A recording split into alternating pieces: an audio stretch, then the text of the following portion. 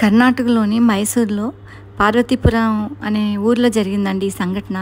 ఒక టీచరు రోజు స్కూల్‌కి వెళ్తూ ఉంటది. అయితే అభిషేక్ అనే యువకుడండి రోజు వస్తున్నాడట, వెంటబడుతున్నాడు. ప్రేమ పేరుతో వేధిస్తున్నాడు. అయినా కూడా ఆమె ఆ అబ్బాయికి లొంగలేదు. నిన్ను నేను పెళ్లి చేసుకుంటాను అని చెప్పేసి రోజు తిరుగుతున్నాడట. నువ్వు ఇలా రోజు నా వెంటబడితే నేను మా పేరెంట్స్‌కి చెప్తాను అన్నదట.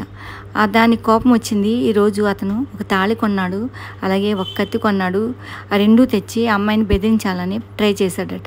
నువ్వు నన్ను పెళ్లి చేసుకుంటావా, లేకపోతే నిన్ను కత్తితో నేను పొడి చేస్తాను అని బెదిరించాడు. అయినా కూడా ఆ బెదిరింపులకైతే పూర్ణిమ లొంగలేదు.